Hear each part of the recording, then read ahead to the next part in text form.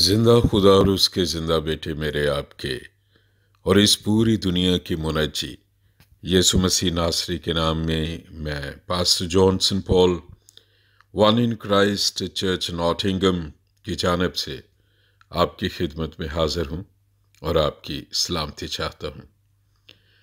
मैं खुदा के जिंदा कलाम में से आपके लिए पढ़ना चाहता हूँ इस्तिस्ना की किताब, उसका 18 बाब और उसकी 9 से 22 आयात।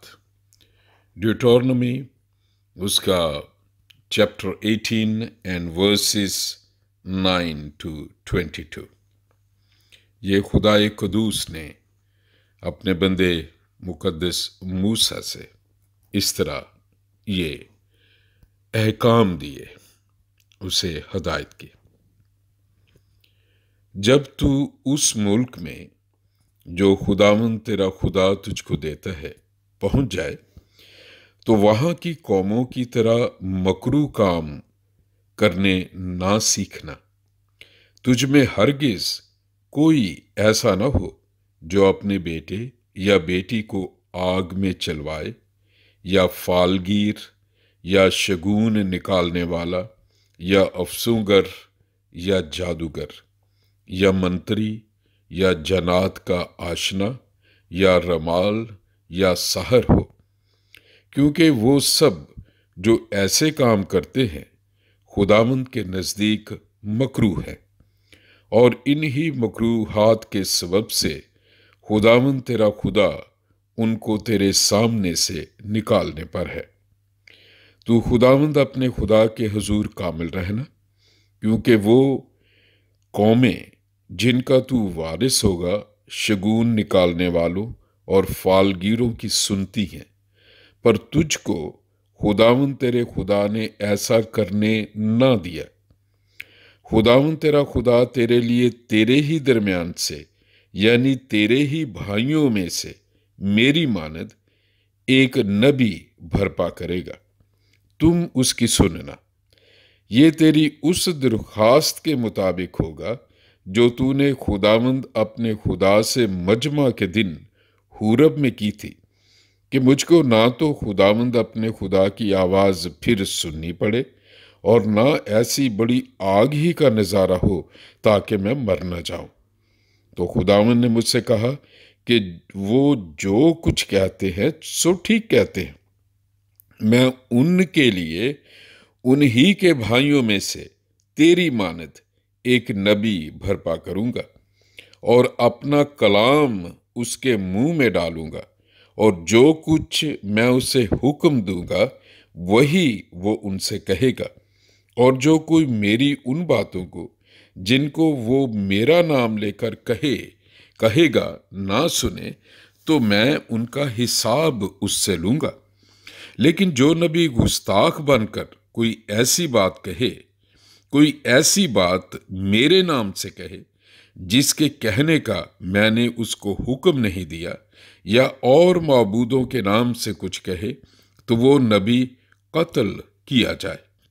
और अगर तू अपने दिल में कहे कि जो बात खुदावंद ने नहीं कही है उसे हम क्यों कर पहचाने, तो पहचान ये है कि जब वो नबी खुदावंद के नाम से कुछ कहे और उसके कहे के मुताबिक कुछ वाकया या पूरा ना हो, तो वो बात खुदावंद की कही हुई नहीं, बल्कि उस नबी ने वो बात खुद गुस्ताख बनकर कही है। तू उससे खौफ ना करना। खुदा का कलाम पढ़ा और सुना जाना हमारे लिए बरकत का बायस हो। खुदाए कदूस ने मुकद्दस मूसा को, जिन्हें मूसा नबी भी कहा जाता है, खुदावंद ने चुना और अपनी कौम को उनके जरिए मुल्क मिस्र की गुलामी से निकाला। इस सारी कहानी को हम जानते हैं। अब ये सारी शरीयत दी जा रही है।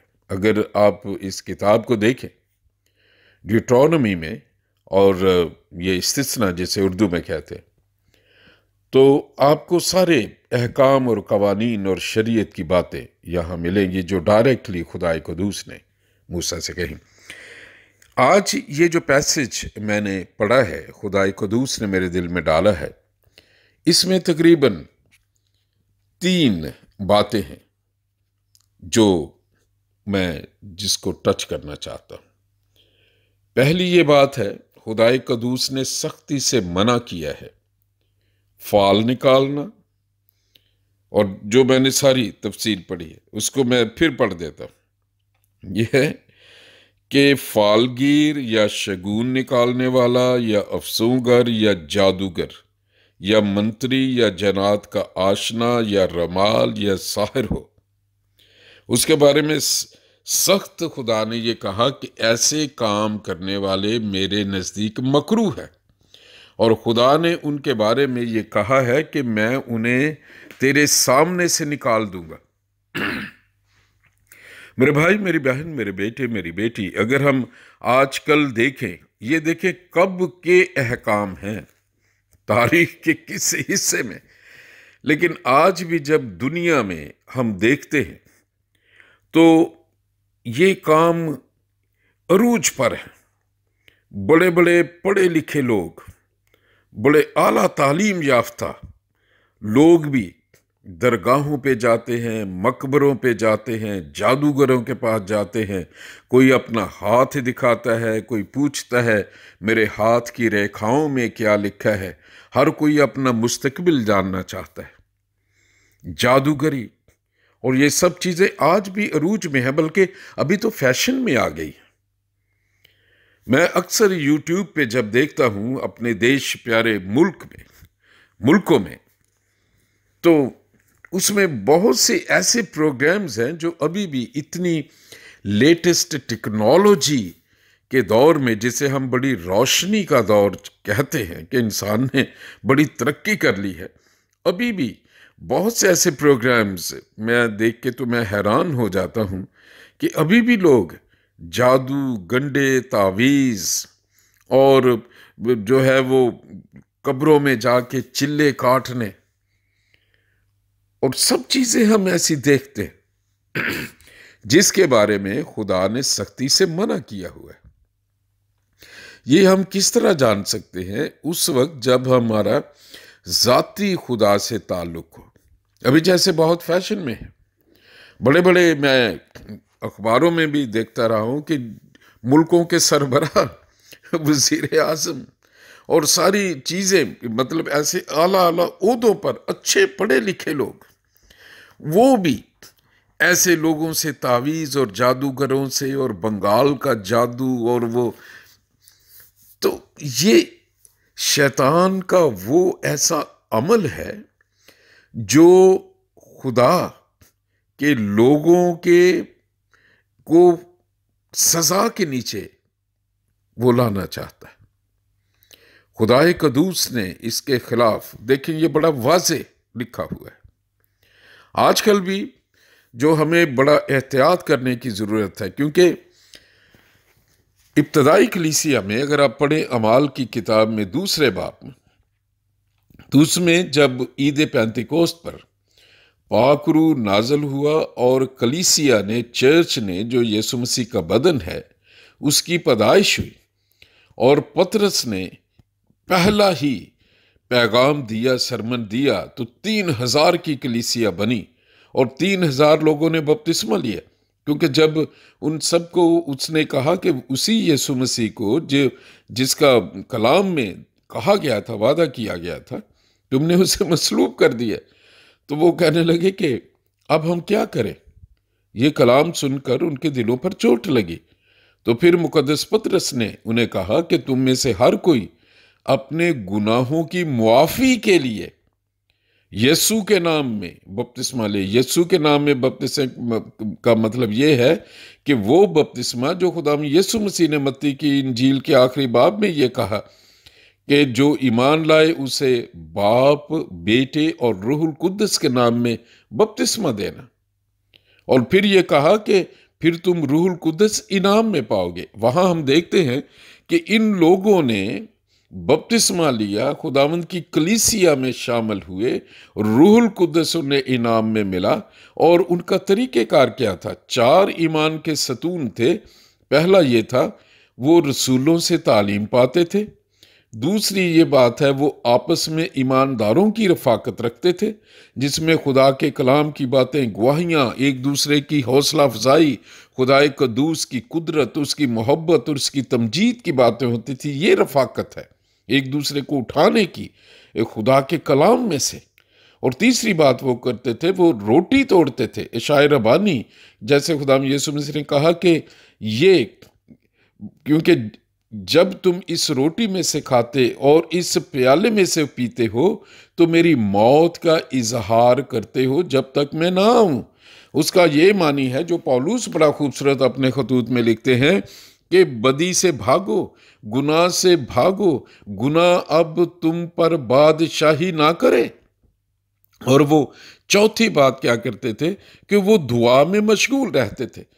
वो कलीसिया दुआ करने वाली कलीसिया है, लेकिन आज जब हम मीडिया में देखते हैं तो हम दुआएं करवाने वाली कलीसिया बन चुके हैं। इसमें बड़ा फर्क है। और यही वजह है कि जादूगरों को और वो लोग जो शैतान के एजेंट हैं, जो कब्रों में बैठ के चिल्ले काटते हैं और शैतान से जो वो मदद मांगते हैं, और उन्होंने लोगों को अपने जाल में फंसाया हुआ, लोग भी आते हैं, कहने को मसीही हैं, कहते हैं कि हम मसीही हैं, लेकिन जाते ऐसे लोगों के पास हैं। उन्हें कहते हैं जी मैं बाहर जा सकूंगा, मेरे कितने बच्चे होंगे, मुझे ये जॉब मिल जाएगी। तो वो जो बाबा साहब होते हैं ना, वो फिर कहते हैं हाँ जी आप ये चीज़ ले आए, इतने पैसे ले आए, इतनी ये नज़र न्याज कर दें। तो अच्छे बड़े तालीम याफ्ता लोग वो भी जहालत की इस नगरी के वासी हो जाते हैं। और ऐसे लोगों को जो खुद बिल्कुल भी पढ़े लिखे नहीं होते, जो खुदा के कलाम को भी नहीं जानते, वो उनके पीछे लगे रहते। अभी ठीक है जी। और इन सब लोगों का जो ताल्लुक है वो सब शैतानी ताकतों से होता है। उनकी कोई भी जो चीज़ उससे माइन्यूटली अगर देखें, मैंने देखा है, वो दूसरों को अपने पीछे लगाने, उनमें खौफ पैदा करते हैं। हालांकि खुदा का पाक रूह, खुदावंद यीशु मसीह का जो भी कलाम है वो शुरू ही यहाँ से होता है, तुम्हारा दिल ना घबराए, खौफ ना कर, मैंने तेरा फिदिया दिया है। खुदा के जो लोगों की और ऐसे शैतानी लोगों की जो खुदा के पर्दे में बैठे रहते हैं और लोगों को बेवकूफ़ बनाते हैं, उनमें फ़र्क ये होता है कि खुदा के जो लोग हैं वो कभी अपने नाम को जो है जलाल या ताज़ीम नहीं देते। वो ये कहते हैं मैं खुदा यीशु मसीह के नाम से ये दुआ करता हूँ, और वो ये दावत देते हैं लोगों को कि आप खुद दुआ करें, यीशु मसीह से दुआ करें। खुदावंद खुद दिलचस्पी रखता है और वो आपको दावत देता है। बड़ा खुलेआम यीशु मसीह ने बड़े साफ अल्फाज में कहा, ऐ बोझ से दबे हुए और थके हुए लोगों, मेरे पास आओ, मैं तुम्हें आराम दूंगा। जो सच्चा खुदा का खादम है, खुदा का कलाम जो सुनाता है, वो लोगों को खुदा यीशु मसीह से मुतारिफ करवाता है, उसके जलाल की बातें करता है, और वो कहता है कि खुदा यीशु मसीह आपको शिफा देगा, वही निजात दहिंदा है, उसे अपनी जिंदगी में अपना बादशाह मानो, अपनी जिंदगी उसे दो। लेकिन जो शैतानी रूबे, जो भेड़ की खाल में भेड़िए हैं, वो खौफ पैदा करेंगे। अगर तुमने ऐसा ना किया तो फिर खुदा तुम्हें सजा देगा, अगर तुम इतने पैसे ना लेके आए, और वो खौफ पैदा करते हैं, गुलामी पैदा करते हैं। लेकिन यीशु मसीह ने ये कहा है, तुम सच को जानोगे और सच्चाई तुम्हें आजाद करेगी। क्या आप भी कहीं ऐसे तो नहीं? कहने के तो मसीही है, क्रॉस भी पहने हुए हैं, बाप बेटे के निशान भी बहुत होते हैं। क्या वो सलीब जिस पे कफारा दिया गया, उस सलीब का पैगाम निजात हमारे दिलों में है कि हम सिर्फ जाहिरी ही निशान बना के चले फिरते हैं? खुदावंद यीशु मसीह ने बड़ा साफ कहा अपने शागिर्दों को कि खुदावंद कहने वाले सब खुदा की बादशाही में जो दाखिल नहीं होंगे, वही जो मेरे कलाम पर अमल करते हैं। खुदाम यीशु मसीह ने यूहन्ना की इंजील में यह कहा कि अगर तुम मुझसे मोहब्बत रखते हो तो मेरे हुक्मों पर अमल भी करोगे। जादूगरी, हाथ दिखाना और जाके ये भगतों से और ऐसे लोगों से दुआएं कराना और किसी भी खादम पर ईमान रख लेना कि वो जी दुआ करेगा, वो खादम की ये निशानी है कि खुदा ने उन्हें चुना हुआ है सिर्फ एक काम के लिए। किस काम के लिए?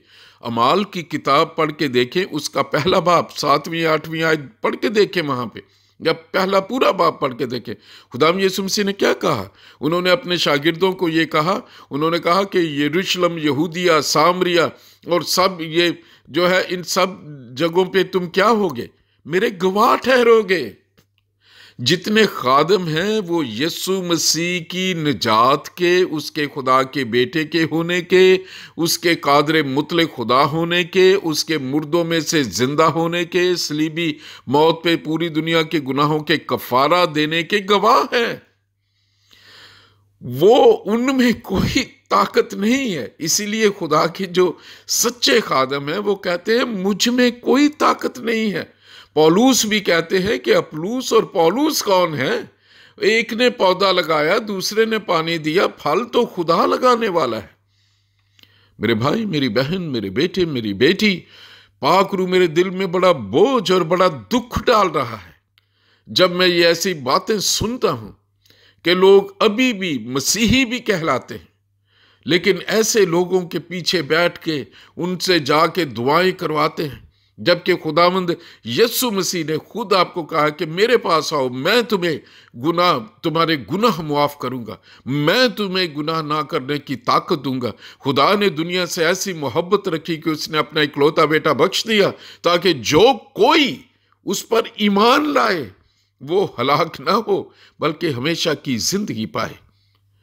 दूसरी बात, इन आयात में आपने ये सुनी है, अगर ध्यान से सुना है, और या आप पढ़ लीजिए इस्तिस्ना उसका 18 बाब उसकी 9 से 22 आयत तक मैंने पढ़ा है। आप खुद भी पढ़े, खुद भी खुदा का कलाम पढ़ने की आदत डालें और खुद भी दुआ किया करें।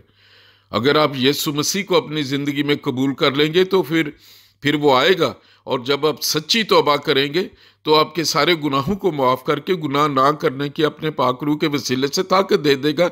ये 2 + 2 = 4, ये रॉकेट साइंस नहीं है, सिर्फ ईमान लाने की बात है।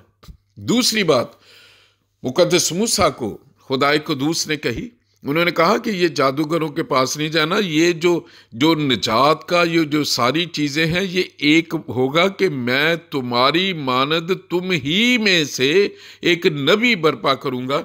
और खुदाम यीशु मसीह के लिए मूसा को नबी का लफ्ज इसलिए खुदा ने इस्तेमाल किया क्योंकि मूसा ये नबूवत को जानते थे, नबी को जानते थे कि वो खुदा की तरफ से होता है।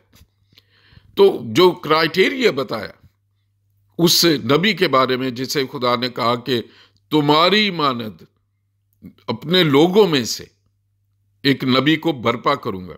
अब क्राइटेरिया क्या है? उसमें यह लिखा कि मैं अपना कलाम उसके मुंह में डालूंगा, और अगली बात है कि जो कुछ वो कहेगा मेरे ही कलाम कहेगा।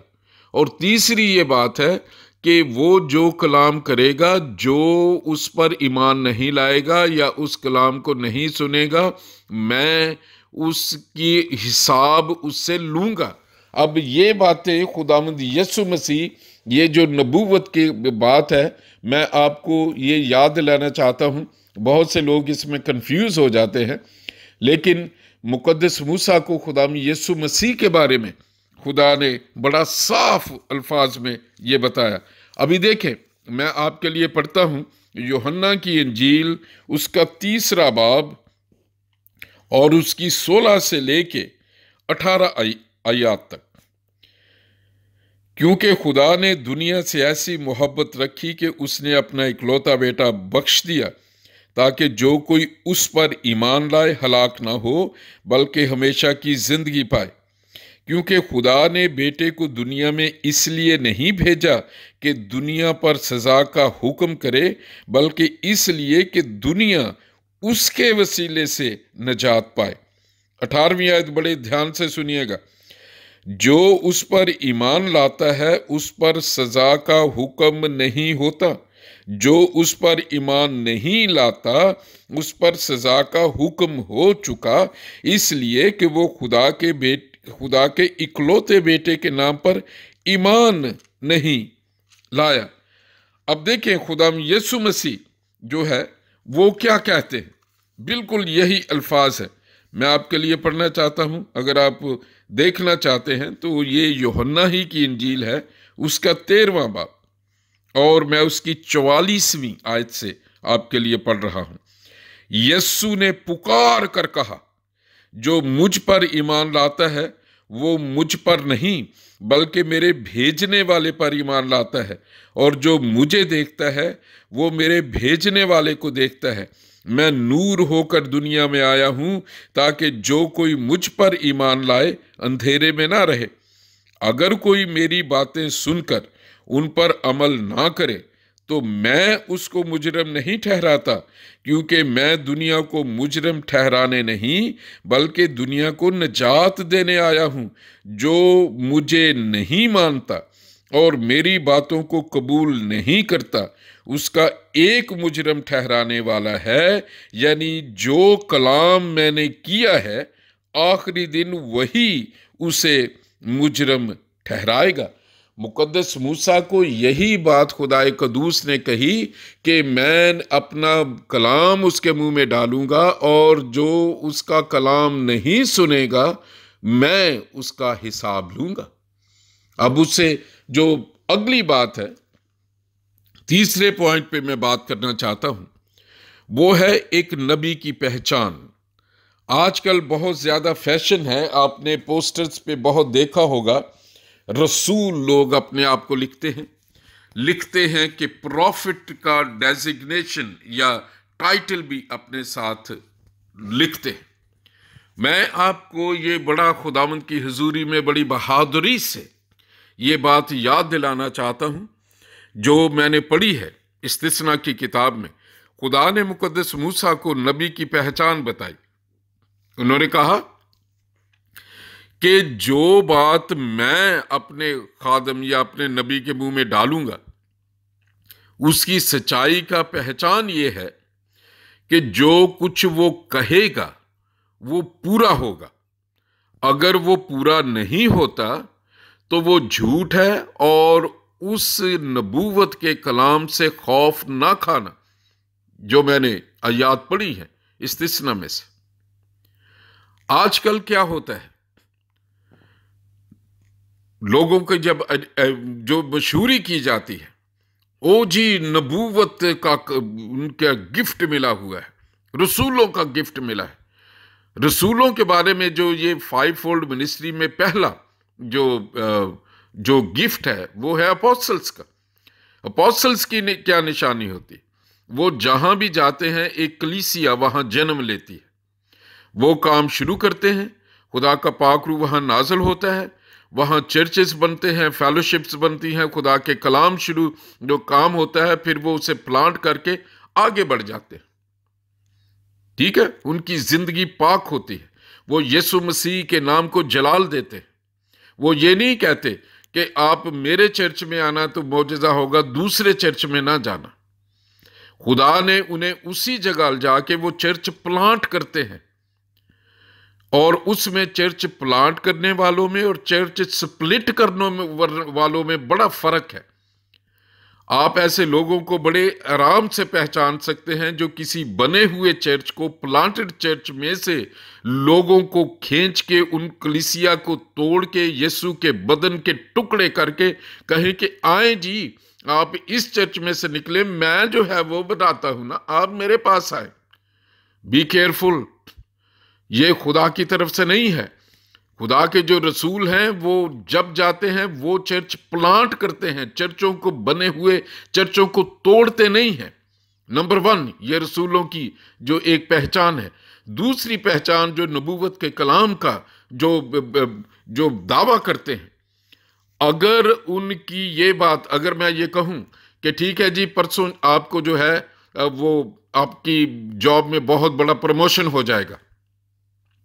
अगर परसों ऐसा नहीं होता तो फिर वो नबूवत का कलाम झूठा है, शैतान की तरफ से है। ये खुदा ने मूसा को कहा। मेरे भाई, मेरी बहन, मेरे बेटे, मेरी बेटी, ध्यान कीजिए। पौलुस इसीलिए तो लिखता है अपने खत में, गौर से देखो किस तरह चलते हो, नादानों की तरह नहीं, दानाओं की मानद। फिर वो कहते हैं, वक्त को गनीमत जानो क्योंकि दिन बुरे हैं। फिर उसकी वो आगे बताते हैं, उसकी नसीहत करते हैं कि अब तुम करो क्या। वो कहते हैं कि रूह से मामूर होते जाओ और आपस में मज़ामीर और गीत और रूहानी गजलें गाया करो। ये है मसीही जिंदगी। और अगर आप कहते हैं कि मैं यीशु मसीही भी हूं, और आप जादूगरों के पास जाते हैं, भगतों के पास जाके उनकी दुआओं पे जो है वो यकीन करते हैं, तो फिर आपका अपना रिश्ता खुदा के साथ नहीं है। खुदा का पाक रूह मेरे दिल में इस बोझ को, दुख को डाल रहा है आज कि मैं इस पे बात करूं।